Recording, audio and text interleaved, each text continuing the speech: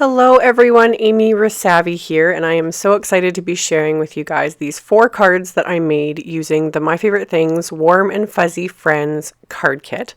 So to start off with, I figured out that the Prima watercolor paper that comes in the kit has some different properties to it, and for the best results, heat embossing the images seems to work the absolute best. So you could stamp the images with a pigment ink, but I found if I worked quickly enough, I was actually able to stamp the images with the little black licorice hybrid ink cube that comes in the kit, and then immediately pour some clear embossing powder over it and heat set that with my heat tool, and it was perfect. So I'm stamping directly onto this block of watercolor paper. It comes in a block like this in the kit with each side sealed, so it's perfect. I was able to stamp the images and then emboss each of them, and because each side was sealed, everything was held in place while I heated it with my heat tool, so I didn't get any warping. It was just perfect. So when I originally started playing with this, as usually happens, I couldn't decide what images to use, what card I was going to make. So I was like, you know what, I'll just stamp all the images, emboss all of them, color them in, and then go from there. So I just made sure to space them just slightly far enough apart because I do plan on die cutting them in the end. So just stamped them all, watercolored them, ignore the little fire image here on this first panel. I totally messed that one up, so I redo it later. But once I had them all stamped and embossed, I grabbed my Peerless watercolors. Again, this comes in the kit. I have my own set, which I showed where I just cut pieces out of each one and I've glued them to a larger piece of watercolor paper. And then I can pick up the color from there. So I'm just using a water brush to color these in.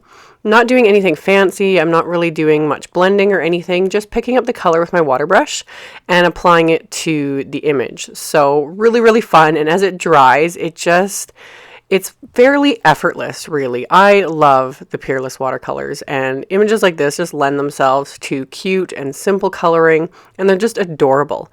So I just started with the little moose and colored him in with just the brown Peerless watercolor, and then his little antlers, I used a mix of just a little bit of the black and that same shade of brown. And then for the bear, same thing. Just using the different shade of brown. And another nice thing about embossing these images, heat embossing them, is you have that raised edge around all the stamp lines. So I can go in and just color these quick and simple. I don't have to worry about letting one part dry before you go on to the next part, because otherwise you're going to get bleeding and all that.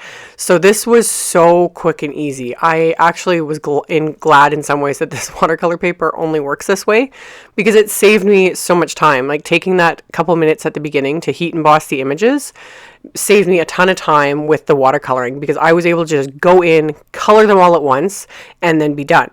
So I colored in all the little critters, and then once I was done coloring them and everything was dry, to remove the sheet from this block, I just used scissors. A craft knife works even better, but I couldn't find my craft knife. It was hiding under other things.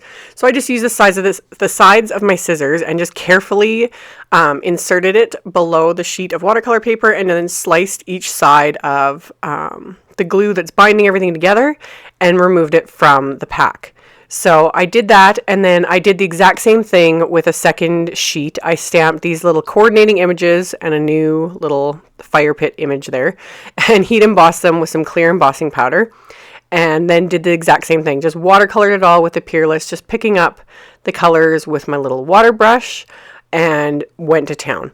So once all these were done, which again didn't take very long at all, I just go and do kind of everything at once. And then I had this piece of paper towel below the images that I just wipe the tip of the brush off between colors so that I'm not creating a muddy mess. Really, really easy. It's an easy way. You don't have to have any fancy paintbrushes, anything like that. Just a water brush works just great. And the Peerless, like I said, they're effortless. They are just so much fun to play with. So I did the same thing. Watercolored in the images, let them dry, remove that from the block. And then in the kit is the coordinating Warm and Fuzzy Friends dynamics. So I taped the dynamics into place just with some micropore tape, and then ran everything through my Big Shot machine in one pass. So I was able to die cut most of the images at once, and then the images that were too close to the other ones, I just applied those dynamics, ran it back through again, Really, really simple. So I have all my images die cut in very little time, which I always love. That's why I love having the coordinating dynamics. So once I was done with the die cutting, I decided I wanted to create little background scenes for all the images. So I only pulled out one other set of dynamics to use with this card kit, and it's the Circle Stacks 1 set from MFT. And I just use those as a guide to create some really simple backgrounds. I thought I'd try to get the most out of my paper and do 2 backgrounds on each piece of this Primo watercolor paper. So this is where I had started planning what images I was going to use and how I was going to do things. So I'm just picking up the Peerless watercolors with that same water brush and applying color, kind of creating a scene of sorts. Honestly, I wasn't really thinking a whole lot, more so just using browns, greens, and some blue. So the one scene I kind of ended up creating, a scene to put the tent on, and then the other one, it was kind of almost like a river sort of a scene. And then for this one, I started applying colors, and I was thinking this is where I'm going to put that little fire. So I was like, oh, I added a little bit of yellow, so it looks like, that it's casting light. And I wanted to create a night scene, so I added some blues and some purples, and I don't know, everything just kind of seemed to work. I don't think you need a whole lot of skill with watercoloring to do something like this. The paper itself too lends to just everything sort of blending together really easily. And like I said, Peerless watercolors themselves are very easy to use. So I just applied color. I didn't want it to be super defined because they are going to be backgrounds. So once they were dry, I had die cut those all with those same circle dynamics. And then I also used the circles to die cut a couple pieces of the wood adhesive back paper that comes in the kit. This stuff's really cool. When I wasn't sure how it would die cut. I've never used it before.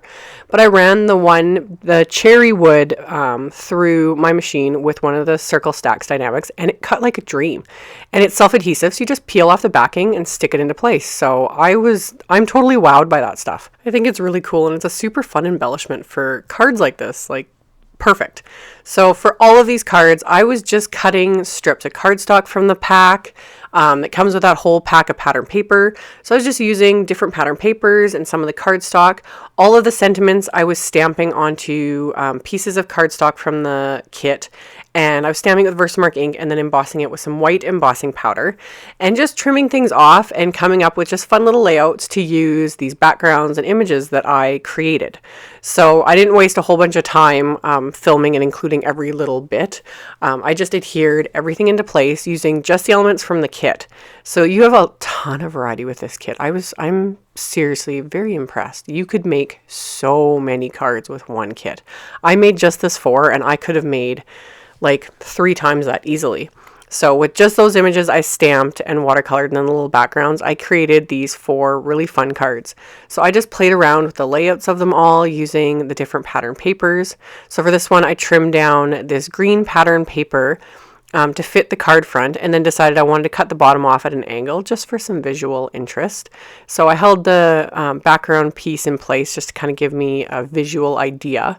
And then as I get into the groove with things, I start applying adhesive to everything so I can just put it all into place once I have like a layout in mind. So like I've got pieces of paper sticking to me and all kinds of stuff, but I was just in a groove and having so much fun. So yeah, instead of making just one card for this video, I made all 4. So just applying everything into place with, I just used HEG adhesive. Tombow Mono Multi works really well too. And applying the sentiments for each card. Those 2 little signs, I just stamped the sentiments with that same Black Licorice Hybrid ink cube. And then just kept going. So for this card, I used the little white birch adhesive backed paper that I die cut again with one of those Circle Stacks dynamics, and then peeled off the adhesive backing and applied it into place. And it is just slightly transparent. I seriously, until you see it in real life, like it's actual wood. It's got that texture and it's just gorgeous. So I'm kind of thinking I need to maybe stock up on some of this stuff. It's really fun. So I got everything adhered into place, and then I adhered my sentiments. And then for all the cards, I just used smooth white cardstock as my card bases, and standard A2 size, so 4 1/4 by 5.5 inches. And I don't show the insides, but I just used scraps of all the pattern papers that I'd use for the fronts and just adhered them to the insides of each card, like coordinating colors. just to finish them off. So there are the 4 cards I made with this card kit. I had so much fun. I hope you guys enjoyed watching this. And as always, there will be links below the video to the MFT website and the kit and all that sort of stuff. So check that out below if you were interested. Thank you all so much for watching and thumbs upping and commenting on the videos. I really, really appreciate it. And I hope to see you all soon in another one. Bye.